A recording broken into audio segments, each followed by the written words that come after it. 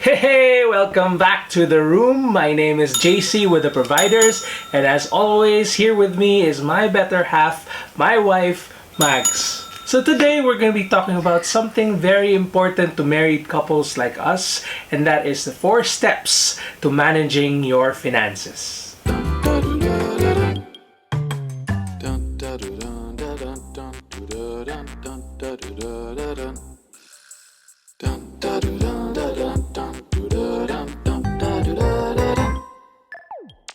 Okay, so just a little background. We are a newly married couple. We were married September 8th, 2020. We met in 2017, and officially got together in 2018. But since the start, we've always been open about everything, including our finances. We actually learned about the proper way or mas structured way of talking about anything during our pre-K na seminar. We attended Discovery Weekend. That's the start. We planned about everything, including finances, money. So, it's very important that we talked about it because it's also one foundation of a lasting family relationship. Yes, definitely. A lot of couples that we talk to, nagkakaroon ng mga problem about money and all that. So, tanggalin natin sa equation yung problem na yun. Hopefully, this episode, you will learn more about managing your finances as a couple. If you're ready, we're gonna start with the first step.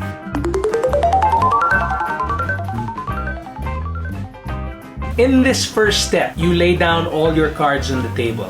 You list down everything. Couples should be able to manage their own cash flow. They should have an overview of their account so that they know what they're dealing with, their debts, their assets, everything that they have together. The most important part is you have to be truthful if you have like existing debts, ganyan, or if you have savings, if you have any, ganyan.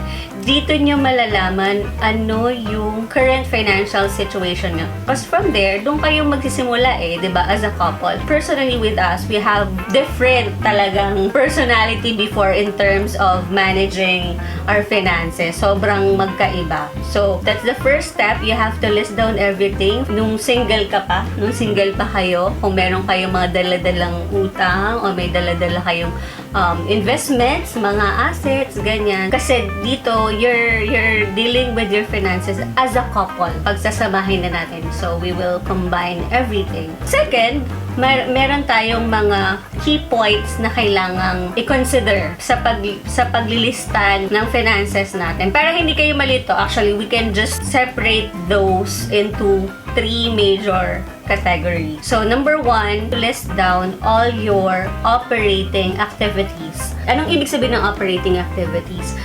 These are your obligations, you're renting, or let's say you have your bills, like naka-postpaid ka ba?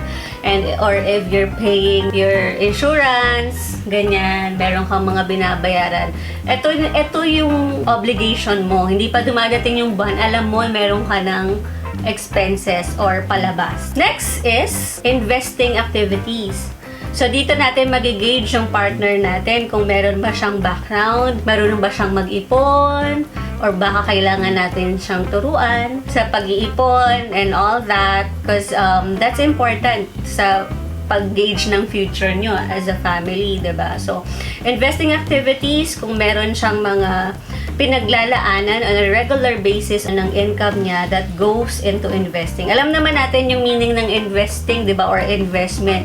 Anything that you use, actually, that you use part of your current savings or current assets, yes, and you risk it potentially gaining more. Lastly, meron tayong leisure activities, enjoyment activities, ganyan. You can categorize that, or you can include that as well. Kasi, nakilala ko ni JC na mahilig akong mag-travel. Ayan, so, meron talaga akong nakaalat na travel fund. Kasama yan sa aking pinaglalaanan ng income. You have to know your partner. Siya naman ay, he wants to spend on experiences. Like, he wants to experience yung etong bagong restaurant or food, mostly ganyan. We don't want to take that from our partner naman, diba? So, we have to consider all those things. So, listan nyo lang lahat yun. So, again, you have to be transparent. Wag magtitira ng iba. Ay, hindi ko to sasabihin. So, honesty, trust, communication, that's still key in any relationship.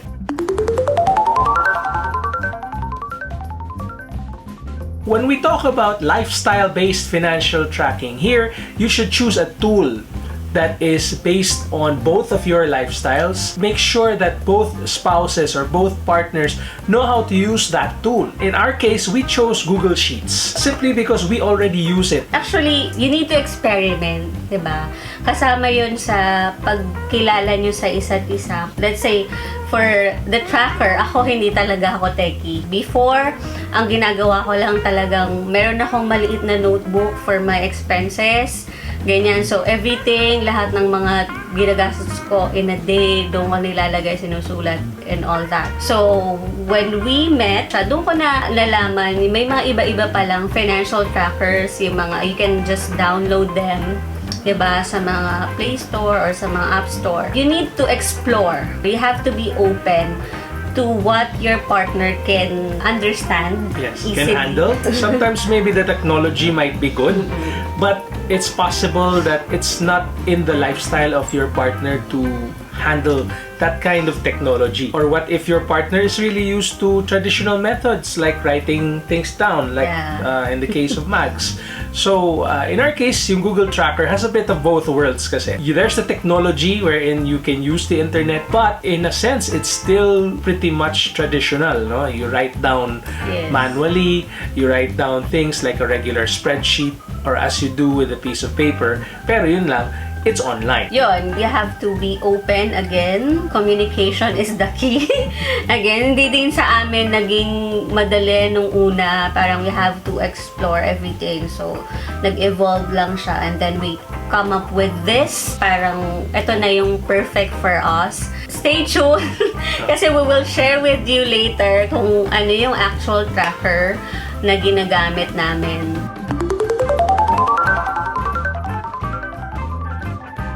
Okay, step 3, agreement of goals, financial priorities is very, very crucial to the planning stages. Yes, because if you don't agree, then baliwala yung mga tracker nyo na yan. And all that. Kasi hindi magiging seryoso yung partner to the goal. Diba? So, you have to really come up with a solution. Kumbaga, a compromise, an agreement. This step could actually vary in timeline because it could be the shortest part of the journey or it could be the longest. Now, how can it be the shortest? Well, simply if you start off your financial management process and your directions are already aligned, then that's pretty much done. You know, you're already set. You're already going the same direction. But what if at the start of your financial planning, financial management journey, you both have opposite direction? Then it may take some time before one partner adjusts or both partners compromise. Yes. So, kailangan yung matansya when to start talking about these things. Ganyan. So, hindi siya agad-agad na parang on your first month, let's talk about ganyan, finances. So, kasama siya sa journey nyo on getting to know each other. No? So, luckily for us, parang naging natural lang siya na pag-usapan kasi nga, we're so open to each other. Yung mga times na nag-aano pa lang kami. We're getting to know each other. So, nag-evolve siya over time when we got together. Ang dami naming mga plans, ganyan. So, iba-iba din yung priorities namin before, nung hindi pa kami married. So, on the first few months of our marriage, napagkasundoan namin that our priority is, of course, our future. To secure our future, so, increase kami ng mga coverage, ng insurance namin. We change our beneficiaries, yung mga ganyan. So, we have to secure our family's future and increase on investing on liquid assets. medyo on the back pa yung mga pag-acquire ng mga properties and all that. So, yun, you have to be clear on that. And then when we found out na we're having a baby, so nag-iba na naman siya. Yun yung sinasabi namin na mag-evolve siya during your journey. Kasi, di ba, meron tayong tinatawag na life stage. Mag-iiba yung priorities natin as we go through different stages of our marriage, of our relationship, di ba, of our lives.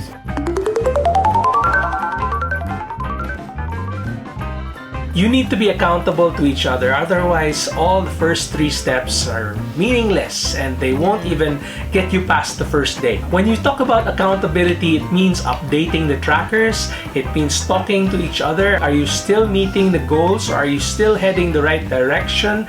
Are you still going in the same journey with each other? It means a check and balance against overspending and misspending. Because for us, natawa ko kasi yun talaga yung ginagawa namin. So, before pa kami mag-meet, medyo OC na ako in terms of my finances. Yung tracker ko nga. So, gusto ko parang at the end of the day, updated siya. Every time na meron talagang in and out ng nakasulat siya. So, medyo si JC, it will take him mga ilang days. Mga 2 days, 3 days minsan bago ma-update. So, I have to remind him from time to time na, oy, update mo yung finances mo o yung tracker mo kasi we have separate and then we have combined trackers. We have to be accountable to each other kasi isa lang nga yung goal nyo, di ba? You're not competing with each other. It's very important na mag-allot din kayo ng time, a schedule, I guess, for auditing. You have to check whether you're on track with your finances, kung meron bang need i-improve or meron tayong mga, oy, medyo ang laki ng expenses natin dito or we're not updated with our bills. I have to remind him minsan na, oh, you have to, pay na this, ganyan. So, it's up to you if you want to do it once a week or once a month. But for us, talagang, siya from time to time, nire-remind ko siya. Kasi minsan, di ba, pag hindi updated yung tracker natin, kala natin, meron pa tayong excess funds, meron pa, malaki pa yung laman ng account or whatever, ganyan. Yung pala, hindi na-update. So, dun na nagkakaroon ng mga problema. Pag halimbawang, hindi updated. You update each other verbally and the same time through the tracker because you want to know how far you are in this journey or in your goals. It's just like when you're in a video game and you're playing player 1 and player 2. Diba? You want to know anong level ka na ba? Natalo mo na ba yung boss? And so on. So you have to be there together. It's a journey you're taking together and you want to be able to see your goals bear fruit. That way, you're not just life partners, but actually you are business partners. You're invested in this game of life together. You're both putting in your resources, you're both putting in your time and energy, and therefore you want to make sure that this company you're building, you want to make sure that it's gaining. You have to be careful lang kasi depende sa partner ninyo na you're doing this out of love pa din, na it's not business lang or pera-pera lang, diba? So, you need to reach a certain level in your relationship. Kaya we are advising this for married couples na di ma-offend yung ating partners na we're doing this because iisa nga lang tayo. We're doing this out of love because we love our family. We want to reach our goals together. Alright, as a bonus, as we said earlier, here is our financial tracker.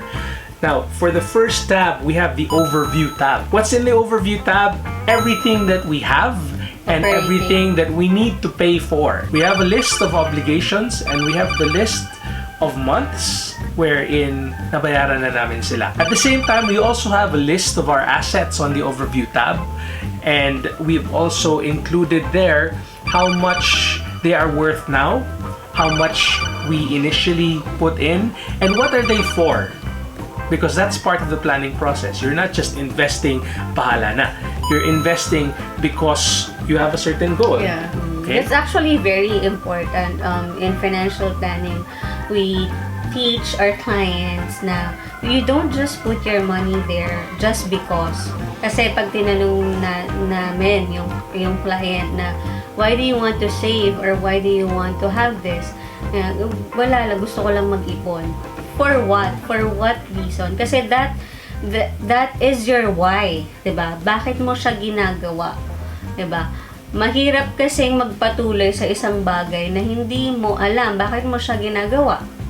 'Di ba? Later on, yung investment na 'yon or yung pag-iipon na 'yon, you will just let go of that easily. Kung hindi mo alam para saan 'yon. Okay, for the second tab, we have our individual expenses and individual transactions, individual credit to our account.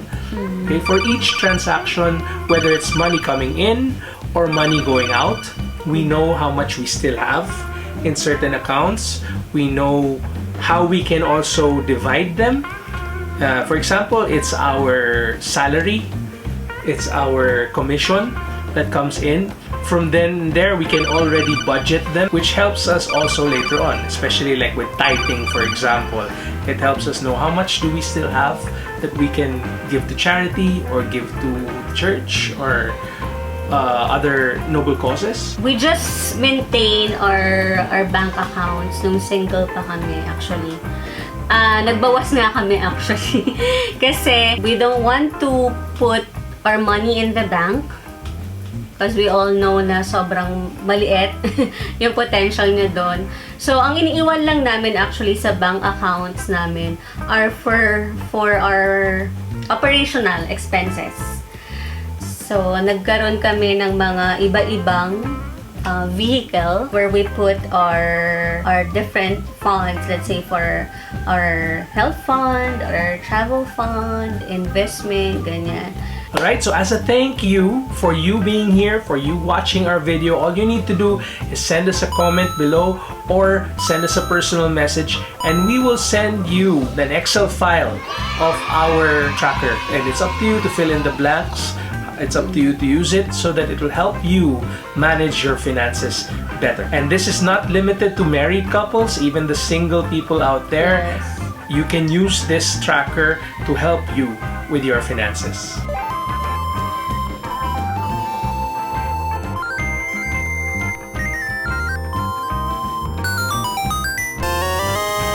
So there you go. We hope you are able to pick up something from us.